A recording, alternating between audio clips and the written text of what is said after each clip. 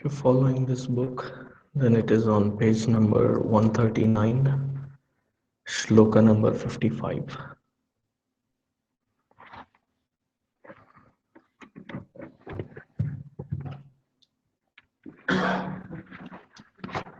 No, I don't think it is shloka 55. Shloka number 56, 141.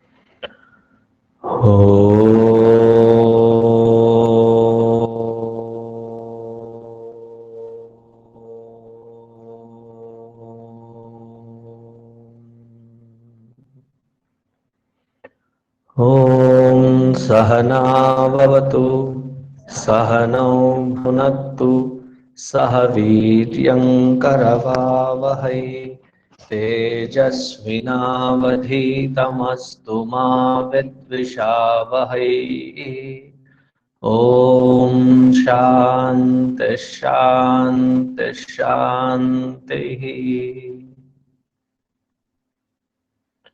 गुरुर्ब्रह्मा गुरुर्विष्णुः गुरुर्देवो महेश्वरः गुरुरेव परं ब्रह्म तस्मै श्री गुरवे नमः तस्मै श्री गुरवे नमः।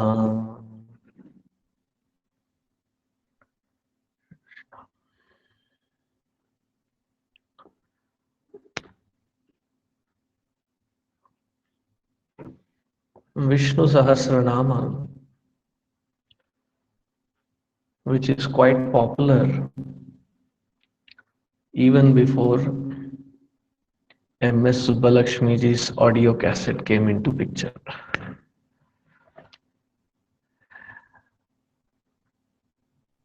It was popular among the seekers, among the devotees.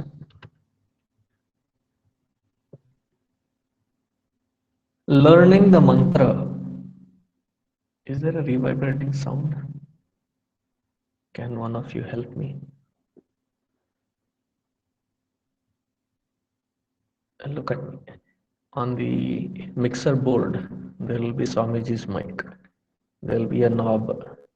Bring it down 2 notches. Hope she finds it. Do you find it? The mixer board.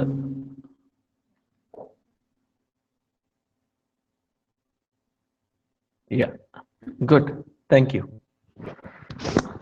Good, this lawyer knows what to do.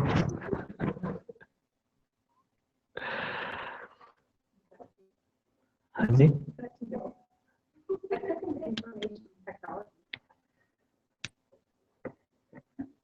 I'll not go in that route right now.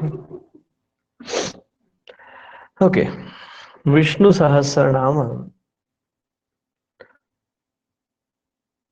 Learning these mantras. In today's world, we have a lot of media, video, audio, electronic versions that pretty much we have stopped putting anything in the best place ever possible. They talk of disk space, they talk of external disk space, they talk of cloud space. They forget about this space here. So all these mantras in the ancient past, even today there are many who do that these mantras are memorized, and having thus memorized, using this mantra for contemplative and meditative purposes, so that you don't need to depend upon a book or any external source to find the meaning, to understand the meaning. It is already uploaded into the head, that any remote corner, wherever the seeker could find time, would spend the time in contemplation. Because these are thousand pointers to that sublime truth, to that sublime aspect of reality. And in these thousand names, there are various aspects that are covered. In understanding these thousand names, one would necessarily have to contemplate about all different aspects of Bhagavan Vishnu. When that Paramatma, in the form of the sustenance, takes the role of Vishnu, various aspects of this Vishnu are revealed in the Puranas like Padma Purana, Vishnu Purana, Bhagavat Mahapurana, various other scriptures that we find the reference. So that is one aspect of the Lord, the Leelas of the Lord.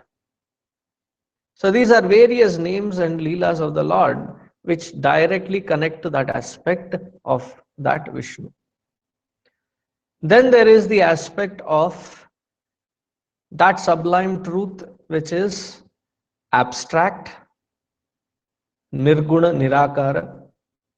That Nirguna Nirakara Tattva is also referred here for easy understanding of the seeker, so that the seeker could contemplate upon those aspects. Then there are certain names that are given to Lord Vishnu because of his certain interactions with his devotees. Like, when there is a very good actor and the actor gets onto the stage and makes a name for himself or herself, and for the rest of the life they are recognized with that particular name. Like, if I tell you the name, original name, probably you would not recognize it.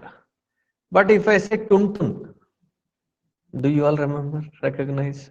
See, her original name people forgot. The first character role that she played, and it was that name, and then it became a permanent thing for her. Amjad Khan, do you know? Some of you are like, huh? Do you know Gabbar Singh? He became famous for that particular role. I'm giving these names in a very materialistic sense, so that you can understand that because of playing that role, because of portraying in that role, that name becomes their asset. Similarly, the various aspects of the Lord here spoken are those aspects wherein he took that avatar or that form or that kind of an interaction with various devotees. Many of us name ourselves after the Lord. Mukunda, Hari, Narayana, all these names are not Lord's names, and therefore we have our name. There are certain names of the Lord because he was served by such devotee, therefore he got the name of the devotee. How great should be that devotee? How great should be his devotion?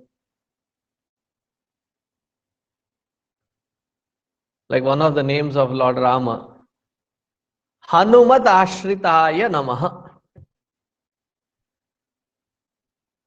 Lord's name is the one who is who has given shelter. Rather, the one who is approached by Hanumanji, who has taken shelter at his feet. Such Rama, his devotee, but he is recognized by his devotee's name. Equally, that devotee is also recognized by the Lord's name, Ramadutaya Namaha. So why is these different aspects necessary? So that we can know, cherish, and contemplate about that Lord in a comprehensive manner.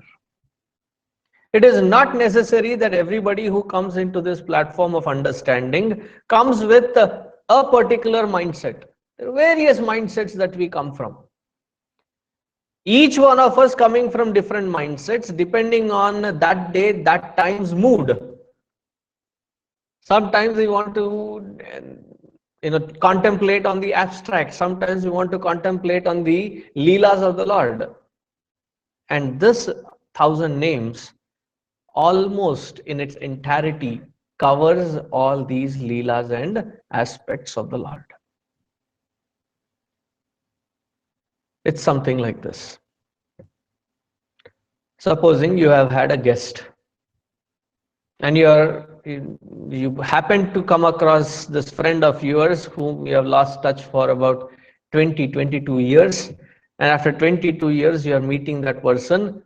Actually, you met them on some other platform on Facebook or something, and then you connected and you invited them.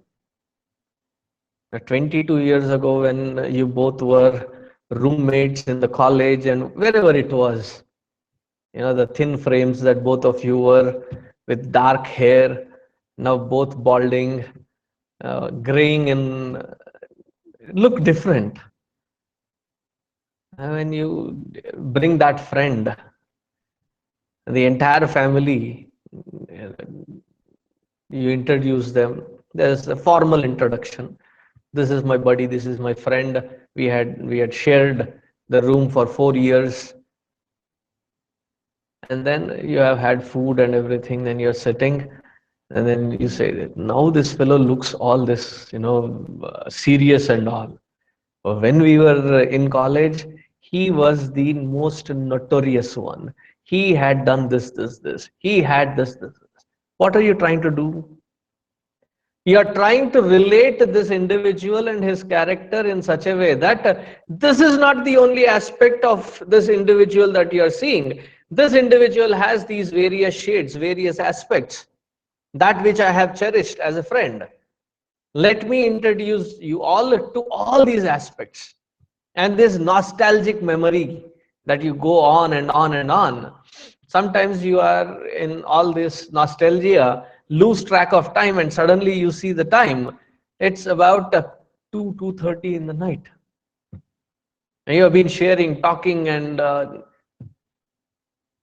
so that which you love, as you go deeper into contemplation, you lose track of time, space, and you dwell deeper to become one with that which you are contemplating and meditating. And that is the purpose that in the puja we have 108 names. A similar pattern here in these 1,000 names of the Lord. In our efforts so far, we have seen in the last 13 series 68 shlokas.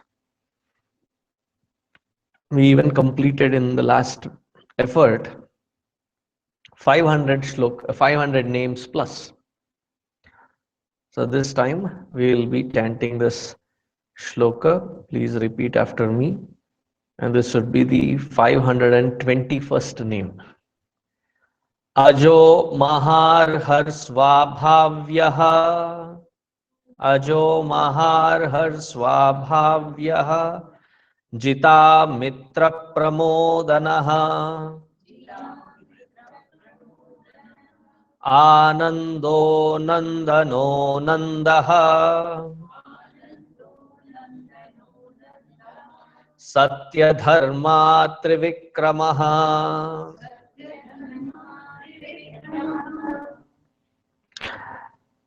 In writing poetry, whenever there is tongue twisters, whenever there is a repetitive pattern, it is called the Shobha, the glory of that poet in that poetic form.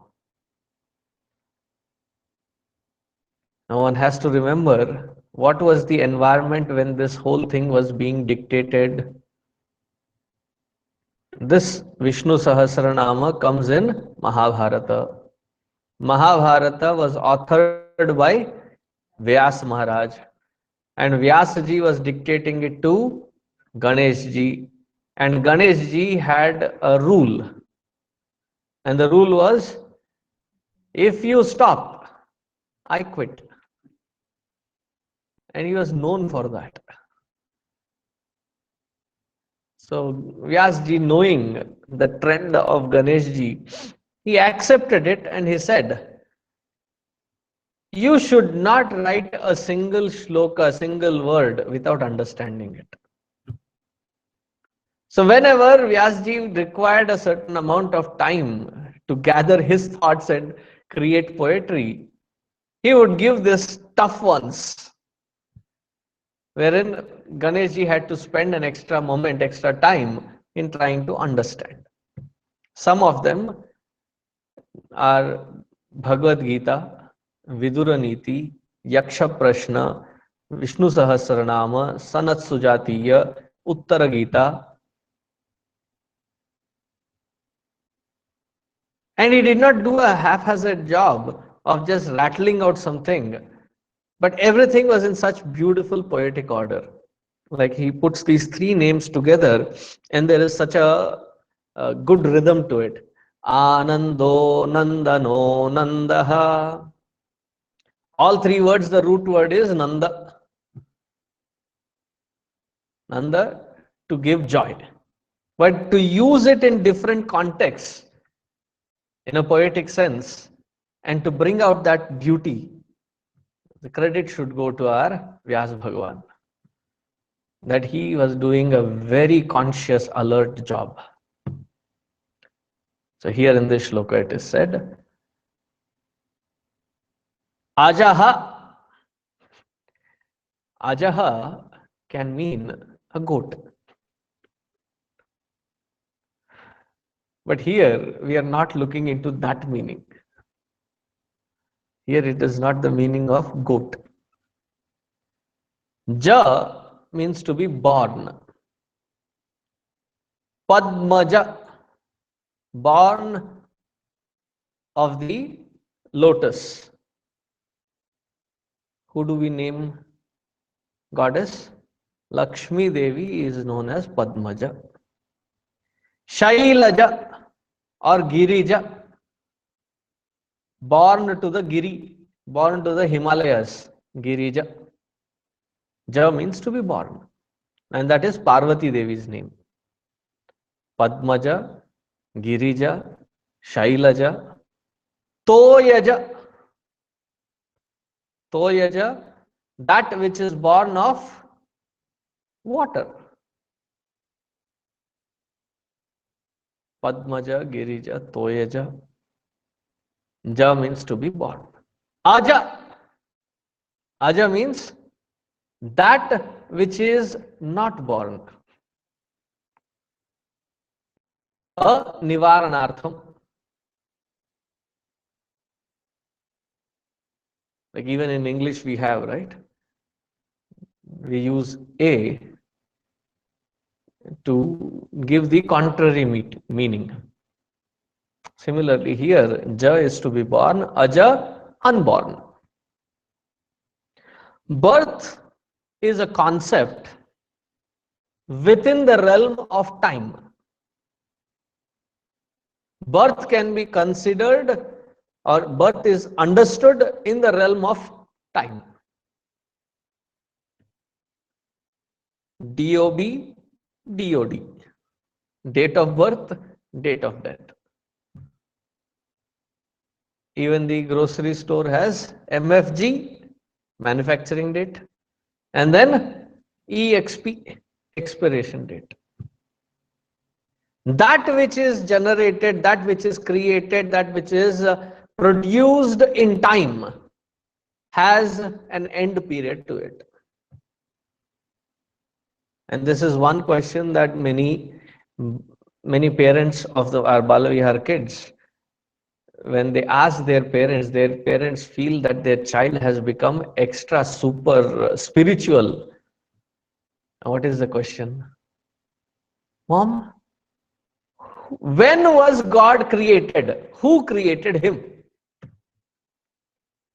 The moment that question is asked, now parents are stumped and they now think that their child has become super, what do you call it? Spiritual. So they come and ask me, Swamiji, can you answer that question? When was God created? See, I can talk about when was this facility created. Easy. It's not that difficult. That segment was created about 40 years ago. This segment was created about 25 years ago. That segment 10 years ago. I can give you a time map for it. Now we have the intelligent system of photographs wherein the time is already stamped on it. When was this photo taken? This was the time that the photo was taken. But when it comes to that Paramatma, why can he not be timed? A simple logic, a simple reason. Because he was the one who created time. So with reference to time, in the realm of time, all that we can say about him is that who is before time. Therefore, unborn.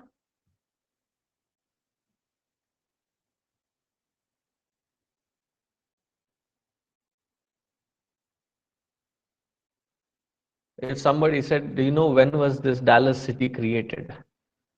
I don't know. When I came here, it was already there. After me coming here, I can tell you all that which was constructed. But before that, it existed.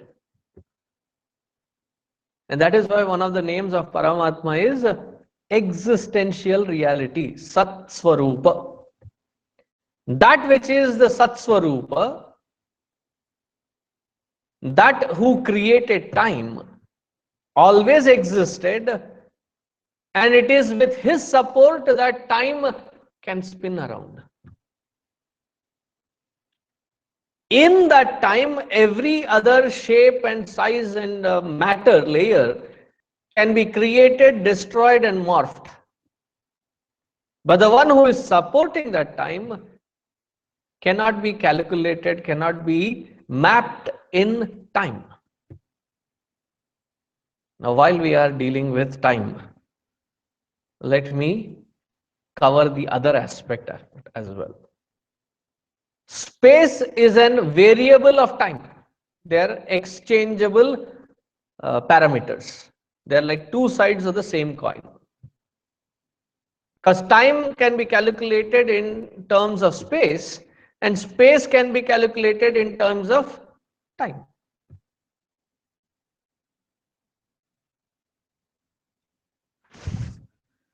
Of all the five elements, space is the subtlest one, and the other aspect of space is time.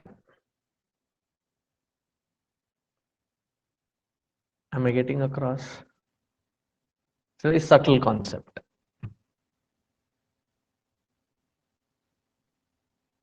From your house to here, during the rush hour that you have to reach for this satsang, for this lecture, how much time does it take?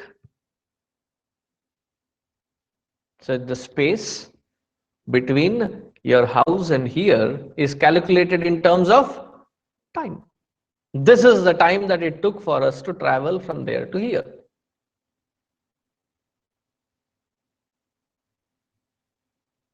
So space is calculated in terms of time. Time sometimes is calculated in terms of space. That which happens between this experience to that experience from this event to the other event. And these events and these experiences are happening in space, and that space in between length is calculated in time. And who is this Paramatma? The one who is beyond time and space. Sanskrit is a very beautiful language. The deeper you dwell into its nuances, nitty-gritty details, the depths can be amazing. One name of Lord Vishnu is A. A is the name of Vishnu. That being the first syllable of the Aksharamala, the first one. Therefore, he is the first one. So, A represents that Paramatma. The intermediary is U, and the end of it is Ma. A, U, Ma becomes Om. So, A there represents that Paramatma. Aja, that which is born of that Paramatma, that which is born of that Vishnu. Who was born of that Vishnu? There are so many aspects that can be now dealt with. Here specifically they are talking about that Kamadeva who was born to Vishnu as one of his first children. So Bhagavan is also Kama. He is also desire. But then we will have to take the support of Bhagavad Gita now. Because the moment it is said that Kama or desire is also God, it creates a lot of confusion. Why do you say in scripture that, become desireless, become desireless? Instead, you should have been telling us, propitiate more desires, you are in God. You are in that eternity with God. Then we would not have to go through this discipline of dispassion, viveka, vairagya. None of that would have been required. We would have been happy where we are. Why didn't you tell this us long time ago? So in Bhagavad Gita, Bhagavan says, Dharma aviruddho bhuteshu kamosmi bharatarshabha. I am no doubt kamaha. I express in the form of desire in your heart. What kind of desire? He qualifies it. Dharma aviruddho bhuteshu. That desire which is not contrary to dharma. Such a desire is the expression of that Paramatma in our heart. Dharma again is the most difficult subject, difficult word to interpret. I'll put it in very simple terms. Dharma means that by which its nature is understood. Or the other way to put it, that because of which that vastu is recognized as that vastu is called its dharma. That because of which that vastu is recognized as the vastu is called its dharma. Dharma is not the quality of the vastu. It is the nature of that vastu. Because the moment we talk of the quality, the guna, gunas can be acquired, gunas can be lost. For example, water. What is its guna? I am not talking of its dharma. I am talking of its guna. Water can be hot, water can be cold. It can be acquired, it can be lost. You boil water. Typically, that's what happens in old age. You boil water. You wanted to make some tea. You wanted to make some ginger mint tea, adrak pudina cha. So you put your adrak in there and put some, and then you went for fetching the mint from the garden. As you are picking up that mint, you saw that the hose was trickling out water. And I said, oh, I must have forgotten to turn this thing off. So you turn it off and then you fold it. As you are doing it, you see in the driveway that for the past 3 days the newspaper is there. So you go there, pick that newspaper up, and then you come inside. Today's newspaper you open, and then suddenly you remember, what is this mint for in my hand? Because one after the other, the first one, the sequential disorder, that got forgotten. Luckily, before you stepped out, knowing your habit, you had turned that tea which was boiling off so that you could come and put some mint in it. Luckily. So you remember the mint and like you're scratching. Why am I holding this mint in my hand? And suddenly you remember, then you go into the kitchen. What happened to that boiling tea water that was there? It is no more boiling. It has become cold. The temperature aspect of it is acquired and it can be lost. It can be recreated.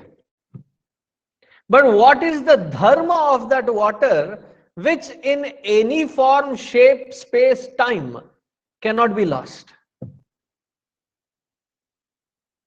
That is its ability to wet any surface.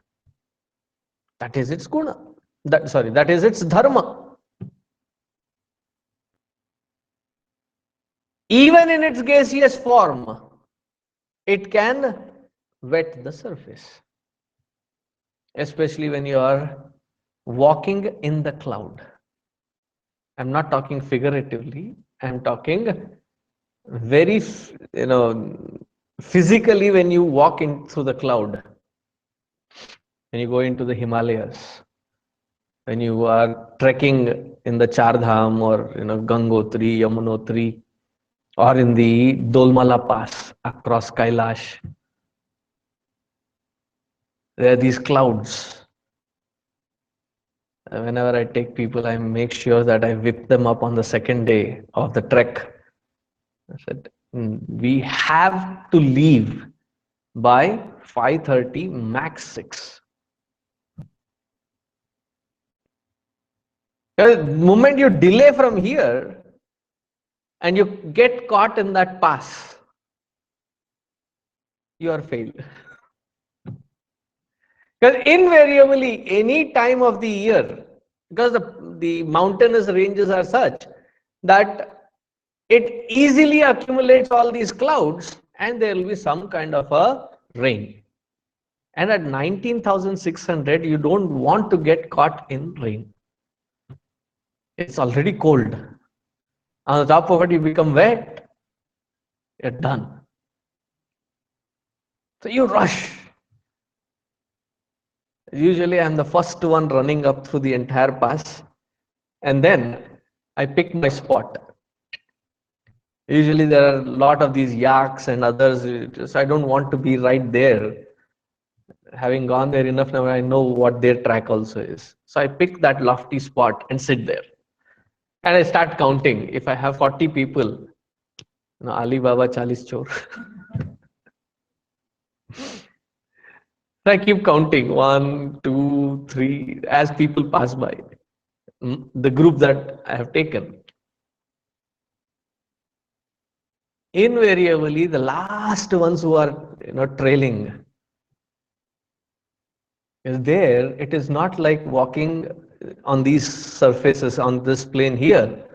Even to walk from here to that gate, it will take about 15 to 20 minutes if you are in a healthy condition. Every step that you take, you feel like I have to sit for another 5 minutes. You take a couple of steps and then when the air is so thin and the effort with all the backpack and everything put in, not just the backpack, people don't think about these aspects, but so many layers. You're literally wearing about at least 20-25 pounds with the layers. On the top of it, the backpack. And you're looking up there, and the pass is like it is not like the trails that we have been pampered in America, where they say the trail, and it is all paved, it is all there's no stone, there's nothing there, clean. Here you have to find your path and start walking.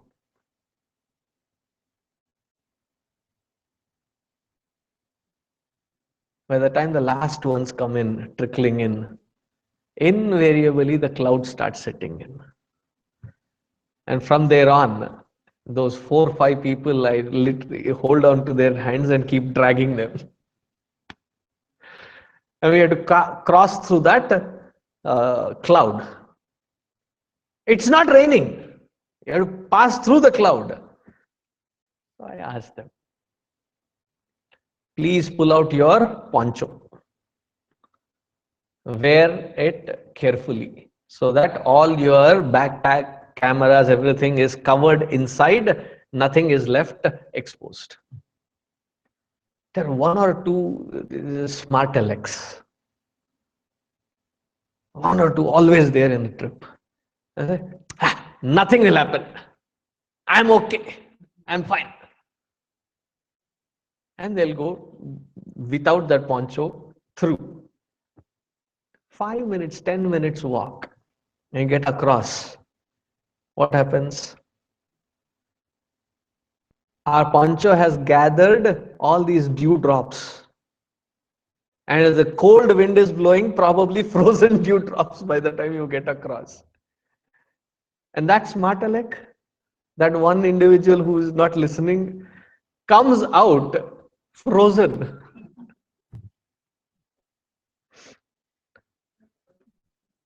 What's that? No, this with water, it is even more unbearable. Meaning what?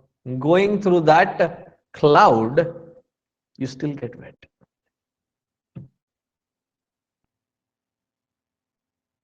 Working in the kitchen and you're working for say 15-20 people with all that evaporated steam, you start sweating. Put ice, doesn't it wet the surface? In any size, shape, format that it is, its nature is to wet. Its dharma is to wet. Dharma is not to be misunderstood by its guna, by its quality or the attributes. So what is the dharma that he's talking here about? Dharma aviruddho bhuteshu kamosmi bharatarshabha. Hey Arjuna, I am desire in your heart, but that kind of desire which is not against to dharma.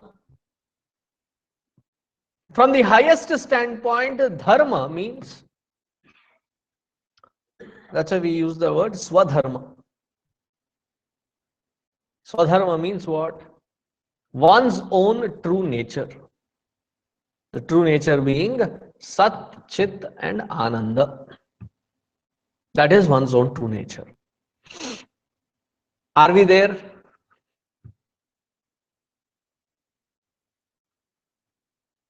If you're already there, please come take the podium. I'll sit.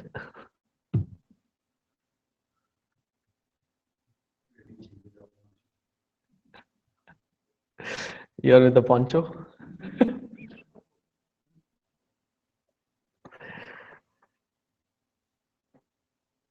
Because we are not at that state, where are we? We are in a phase wherein we are identified with our body, mind, and intellect, forgetting our self nature, which is Satchidananda. So, all the righteousness that is taught in such a way that our identification with this body, mind, and intellect is loosened, so that we can transcend this body, mind, and intellect and find that oneness in the core of one's own being. In all these efforts, there are actions or various events that happen, experiences that happen at a physical level, at an emotional level, at an intellectual level. At each one of these, the prescription given is so that I gain closer proximity to my Swadharma and not get lost. Anything that becomes contrary of this dharma, that desire which prompts the contrary action away from that Swadharma, Bhagavan says, I am not in that kind of desire. I am in that desire which is taking you closer to your own core of existence. Dharma aviruddho bhuteshu kamosmi bharatarshabha. So Aja, Kamadeva, is expressing in our heart. Everybody gets that thought. Everybody has that thought many times that crosses our mind. What am I getting stuck into? Is this all my life about? Or is there something higher to this? Is there some meaning to this? Is there some purpose and direction to this?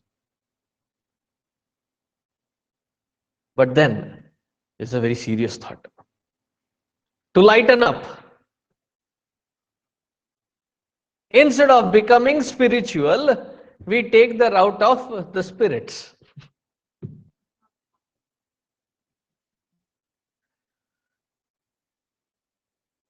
And I have seen many of you who become loaded with spirits, start speaking philosophy.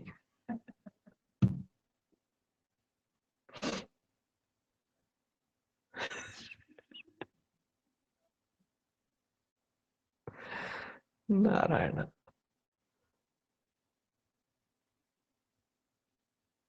When that thought comes in our heart, it is He who is providing us the opportunity to pursue. And it is in that thought that He is expressing Himself, His avatara, right in our heart. By then, if we have had the stability, the intellectual stamina to follow through that particular desire to get closer to the core of being, such an inspired desire in our heart is ajaha. The desire to be one with that Lord is called ajaha. One meaning is he is unborn. The second meaning is born in the form of desire. Ajaha. Maharhaha, the next word. Mahaha means puja, worship. Arhaha, arhaha, to be qualified to be worshipped, to be worship worthy.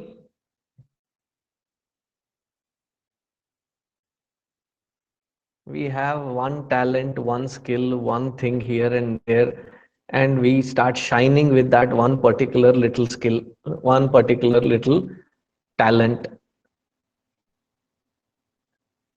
And we want people to recognize it, adore it, and keep us on that pedestal.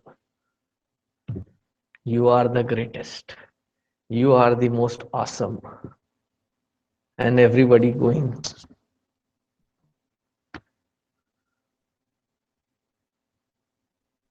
If with one talent, one skill, one potential, we think of ourselves so high, we are talking about that Paramatma, that Lord, who is the abode of all these skills.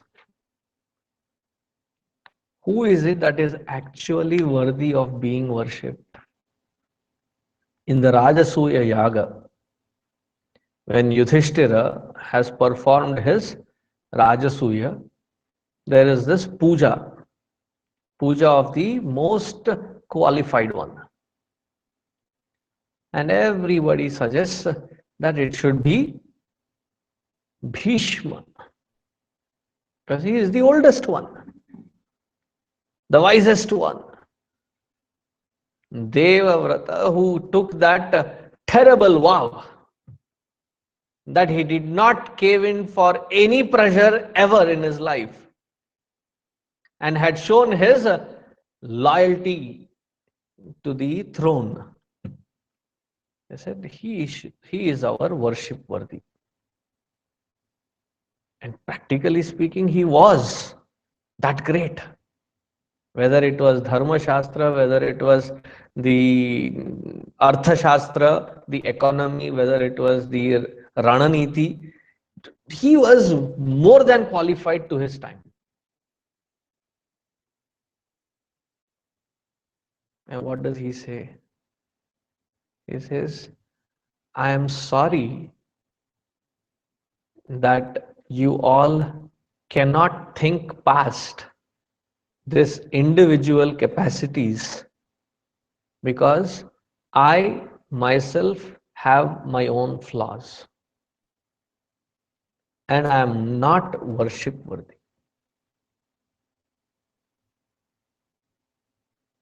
If at all there is anyone that is worship worthy, it is my Lord Bhagavan Krishna who is worship worthy. Is there anything else that is more worship worthy than the Lord Himself? Is there anything else that can replace the Lord?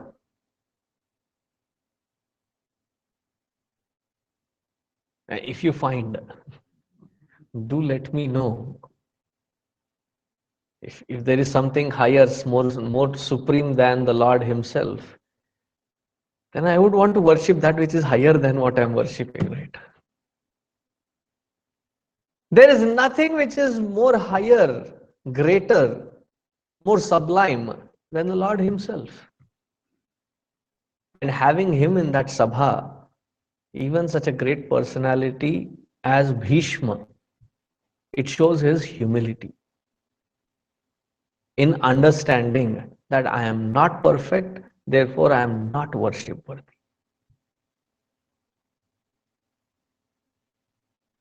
The environment around us may put us on that pedestal, and that pedestal can become such a strong conditioning for us that it suddenly we start believing, and that environment which does not treat me the same, I start feeling bad. I have come and they have neglected me, they have not shown me that respect. Let us not get caught up in that. The only worship worthy is that Lord. No other conditioning is worthy enough to be worshipped. Mirabai once comes to Vrindavan, to a great saint's place, and she has heard of him quite a bit. And as she is entering into that ashram, the brahmachari stops them. Yes. In this ashram, only men are allowed. So she says, tell your guru that I thought that there was only one man.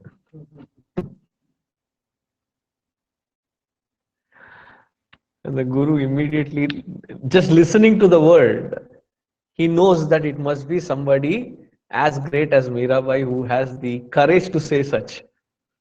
Comes out running, prostrates to Mirabai and says, "You're true, you're right." The rest of us are caught up in our own samsara. There is only one man, rightfully so. No other conditioning is worthy enough being on that altar to be worshipped. Otherwise, it is so easy to have a bloated ego for whatever talent that is worth.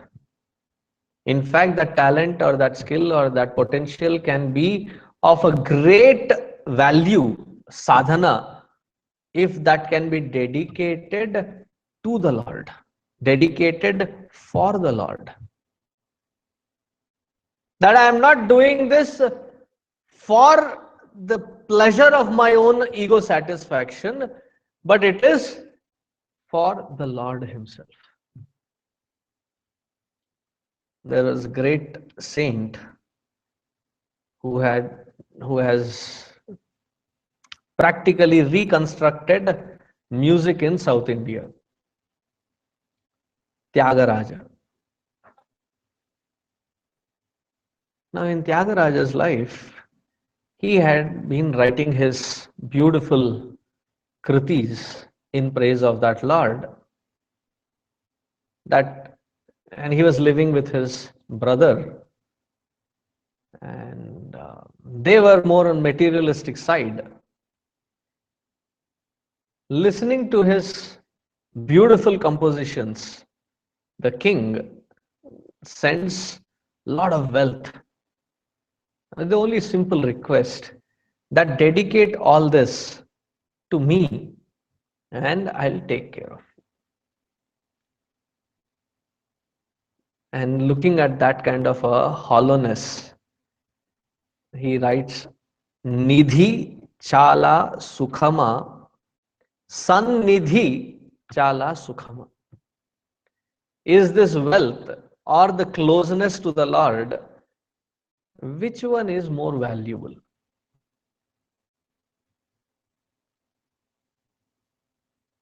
Because my dedication is only to that Lord. Rest of it, He will take care.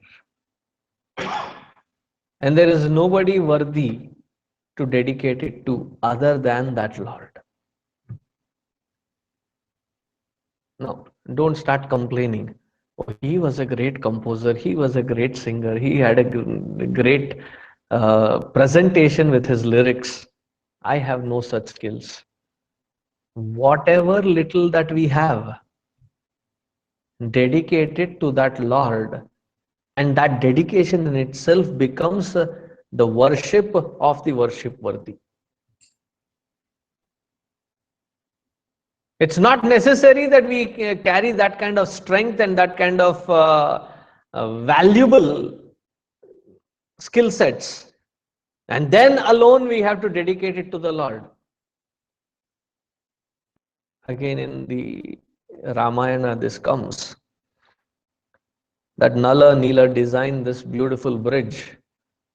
Angada, Hanuman, Jambavan are the resource management. They're looking at various stones and they have advised everybody to write down the Rama Nama on the stones and they start floating. There's a little squirrel. And Bhagwan observed that this little squirrel was also busy doing something. What was it doing? What was its pattern? It would rush into the ocean, roll itself in that water, come back to the dry sand, roll itself up, come onto these stones, and then shake itself up. Now, Bhagwan was concerned that these monkeys jumping all over the place with these big, big stones. He was concerned that this little squirrel can get squished. Bhagwan runs in, takes that little squirrel. In India, though, we even hear the story that those three lines on that squirrel is because Bhagwan, you know, uh, patted on its back with his fingers, and since then they have those four lines. So he asked that squirrel, "Hey, what are you trying to exactly accomplish here? You may get killed." I said, Bhagwan, I don't have the strength like those monkeys to be of service for you.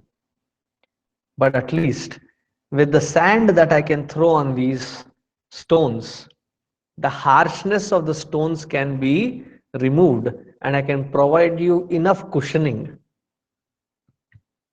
so that when you walk on these stones, that they don't hurt you.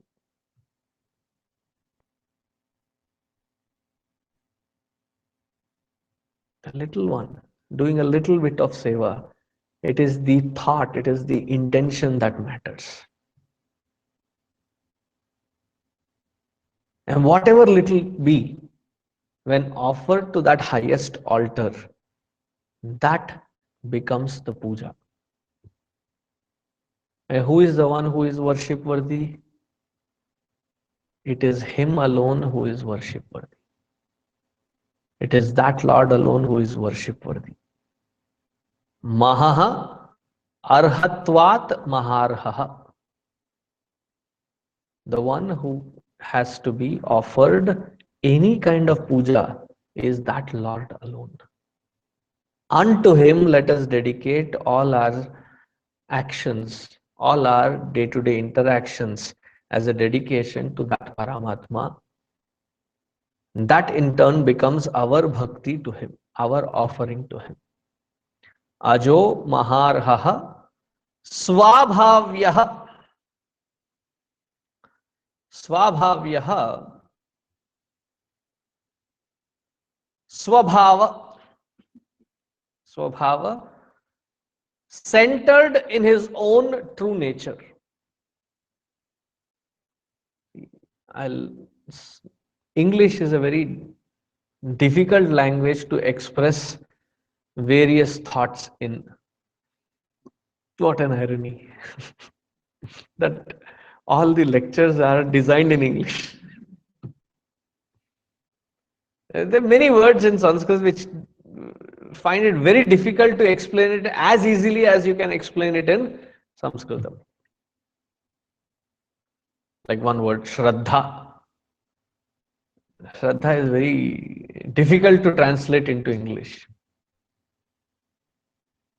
But still, there are some words in that English that I love.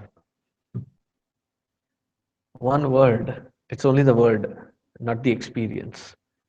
Disease. What does disease mean? Dis ease, not at ease. Disease is called aswasthya or aswasthata. And when that which is not at ease is put at ease, it is called swasthya. Swasthya, that which has acquired its swasthiti. Body temperature has to be 37 degrees Celsius. And here there is no plus or minus. If it is plus, it is called fever. If it is minus, then you are on four shoulders. Ram Naam Satya hai. And whenever we are asked for certain figures, we say plus or minus, ballpark. Body temperature, there is no such plus or minus. It has to be exactly 37 degrees centigrade. When it is little up, meaning what? It is not in its swasthiti, in its regular state of being, in its natural state of being. to put it back in its natural state of being. The cure is to remove that disease, whatever has triggered it, whatever has caused it. The body has certain pressure. See, when people say there's too much of stress and pressure in life, it's a good thing. If there is no pressure, then you wouldn't be surviving. Knowing how to handle that stress and pressure is what Vedanta teaches. Vedanta doesn't promise a stress-free life. Once Gurudev, he was talking on 14th chapter of Bhagavad Gita. And he had about 15-20,000 people. And he asked a simple question. How many of you sitting here feel that you are leading a life which is stress-free?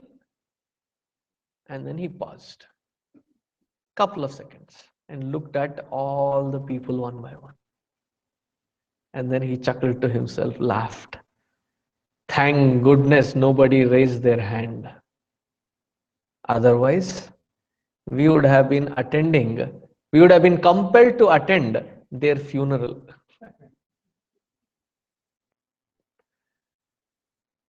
The body has certain pressure.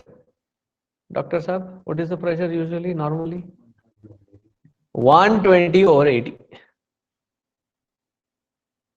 When it goes low, it is disease. When it goes up, it is a disease. To be in its natural state is called its swasthya swasthiti.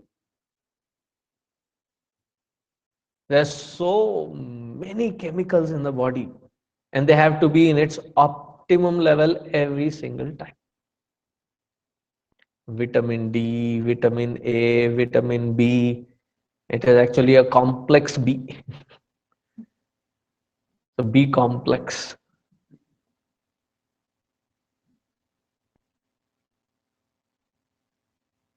What are the other vitamins? Vitamin K, C, A,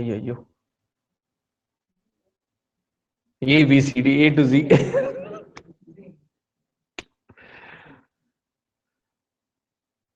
And then they say, as you get to 40, you have to start taking those supplements. I think the most concerned gift ever I have gotten after my 40 was a box full of these supplements.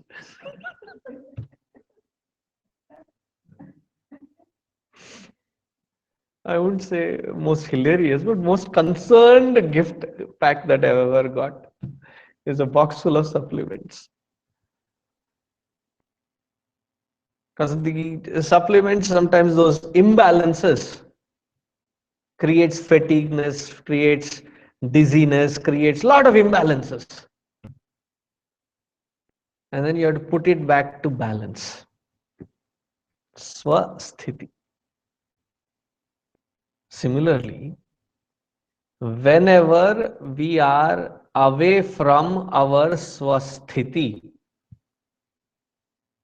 we get crushed in this samsara with all kinds of limitations, misery and sorrow.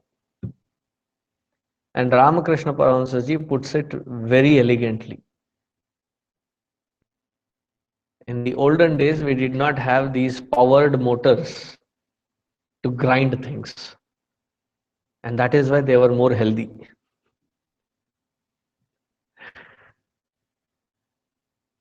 So if we need the wheat flour, today we have all the husk taken out of the wheat and grains and barley and rice. That it just from the dabba into the cooker, wash and put. In those earlier days, it was big sacks full of grain with the husk, and they would first take it to a round of that mortar and pestle, and then pound, and then with the winnow take out all the husk. And today now it has become a big deal. Oh, I eat brown rice. That is a naturally available one. The white rice is an anomaly because it has to be beaten up, and all that polish takes away all the fiber, and you get a pure package of starch. So all that processing done, and there is this grinding machine. In Hindi, it is called chakki.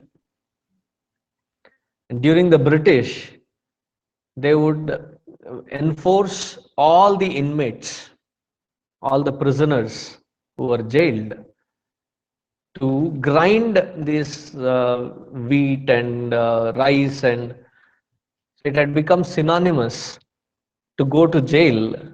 They would say, चक्की पीसने जा रहा है. कहाँ गया था? चक्की पीसने गया था मैं. Chakki is that grinding machine. So it has two stone pieces. One, a larger piece, a heavier piece, with a peg right in the middle. And the second, heavy enough but lighter than the one below, with, I'm trying to revisit, 3 holes, round with 3 holes in it. The center hole, the peg of the underneath stone goes in, and with the 2 other holes, it is the feeder. You feed the grains, and then on one side there is a hole in which you put a stick, and then you go round and round and round.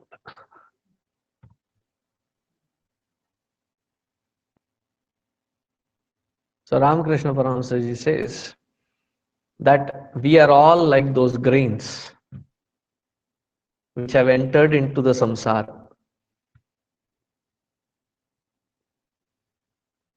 Those grains which remain closest to the center peg, in spite of being in that terrible grinding thing, you don't get crushed. The farther you get away from that center, the finer you get crushed. So in Vishnu Purana, they say, Dukkhasya karanam kim? What is the reason for so much of dukkha?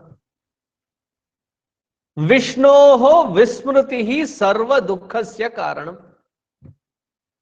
Getting away from that core, getting away from that Paramatma, going as far away causes that much of dukkha. So what do we have to do? Get close to that core.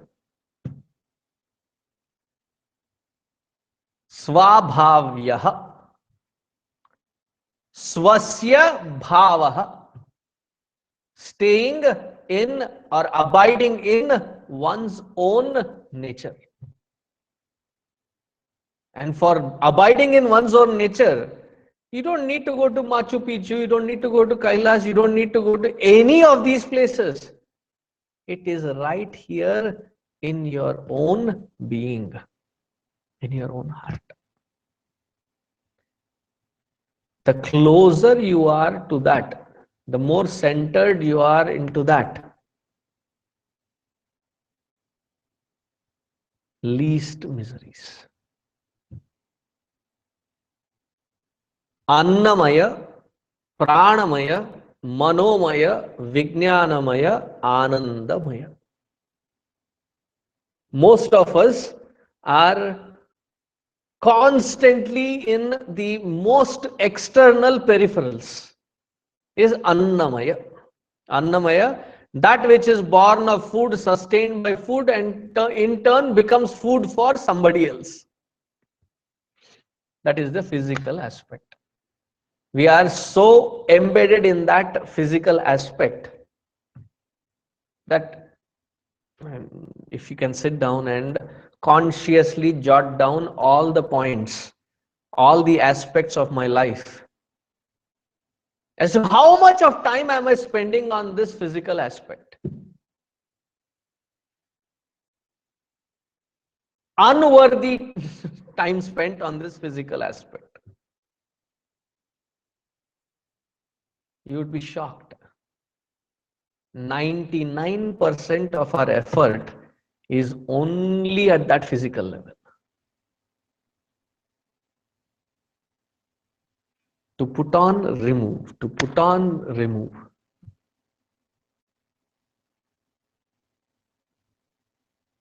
Various aspects to it.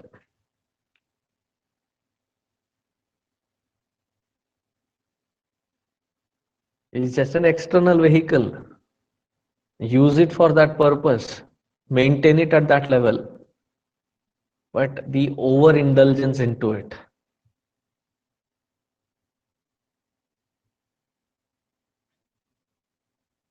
And if we are not caught up there, 90% we are there.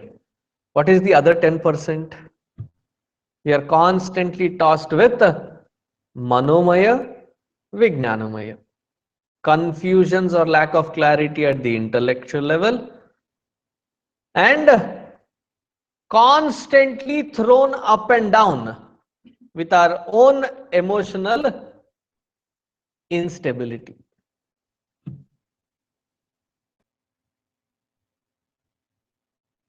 Very few can abide themselves in that core which is inside Anandamaya. We are constantly caught up in the earlier four.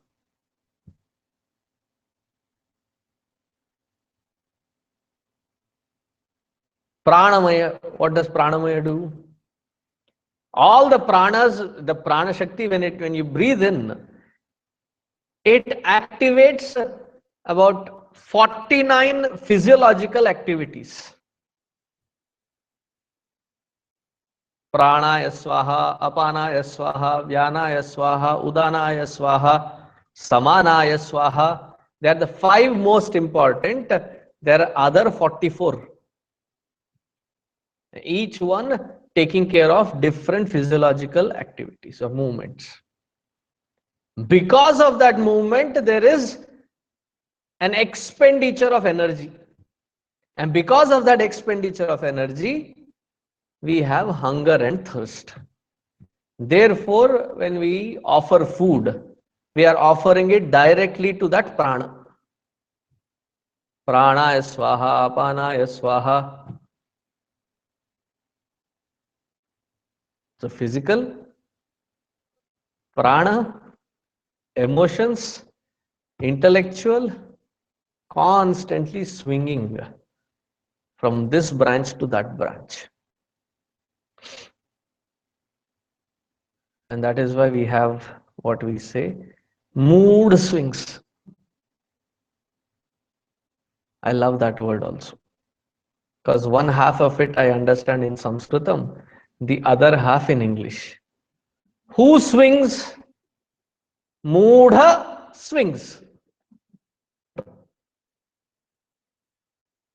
What is my definition of moodha? The one who gives undue importance and time for maintaining the earlier 4 layers consistently. Undue importance given. Such one is moodha. There is one layer which is much grosser than all these 4 layers. I am not just interested in my 4 layers, but that which I am interacting with through these 4 layers. I am there. Because what I have, what I possess, what I display makes me a great person. What car, what kind of house, what kind of clothes, what kind of neighborhood, what kind of friends, what kind, you know where I'm going. We are invested there, not even in the Annamaya, Pranamaya, Manomaya, Vijnanamaya. Through these four, that which I am interacting with, that is where I am invested in. Nowhere closer to the self within. Why am I having so much of dukkha? As far away I am drawn out from that core within, from that center within, that miserable I'll be, that agitated, amplified I'll be. The closer you get, the lesser is the impact. These high-rise stools, bar stools that they have, sometimes have a spinner in it. It's an easy experiment. When do you spin the fastest? And when do you spin the slowest? You set yourself on a certain speed, but you can increase the speed or decrease the speed. The farther you stretch yourself, the faster you start spinning. And the closer that you get to, it starts slowing down. Have you experimented that? Try it. Today, when you go back home, they'll think definitely they must have already written off going to this satsang, something wrong with this person. Now you go back home and sit on that bar stool and keep rotating and doing this experiment. Confirmed. Oh, if others would have slept, then you are saved. The farther you get, the more agitated it becomes, the more amplified it becomes. The closer you get, these amplifications are withdrawn, and the more peaceful you feel with yourself. And you abide in that, your nature is peace. Such individual can contribute to the peace of the surroundings, not the one who is agitated himself or herself. Swabhavya. We'll continue tomorrow.